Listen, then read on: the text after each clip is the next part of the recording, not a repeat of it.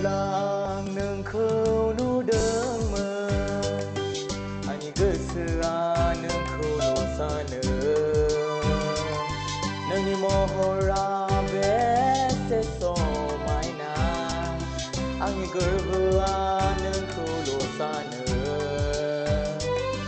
आंनि अनजालि आंनि अनजालि नोंनो आंनि सासेल' अनजालि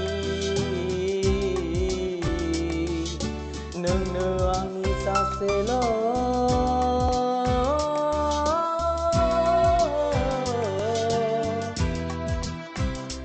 Anjali Yeah, I love you more than words can show. I think about you, you ever know. Until forever this will be true. Cause there is no one like you, I would be ever loved that way. So I'm affection for you. You're my only one, no millions. So fill my heart with your love. Yeah.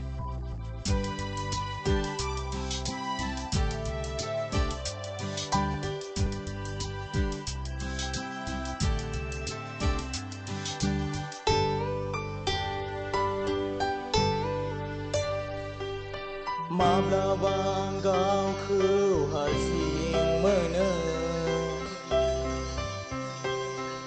नाथाय नोंखौ लोगो मोनब्ला आंनि गोसोआ गोजोननाय मोनो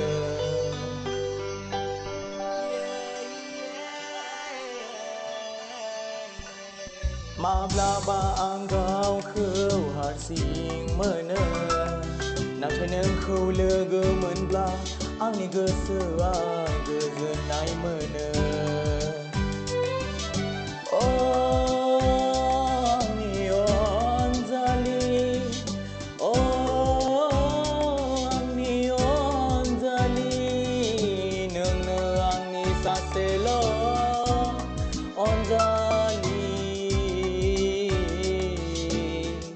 नोंनो आंनि सासेल'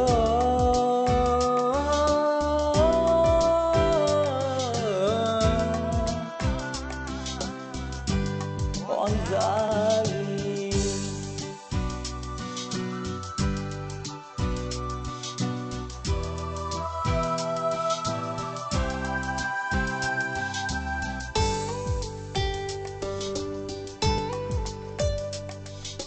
जेब्ला आं नोंखौ नुदोंमोन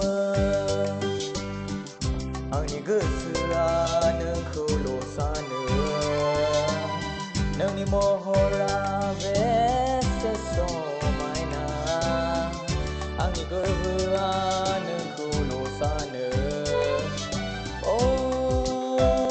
आंनि अनजालि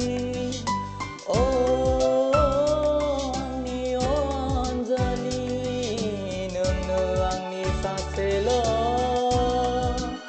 अनजालि नोंनो आंनि सासेल' अनजालि नोंनो आंनि सासेल'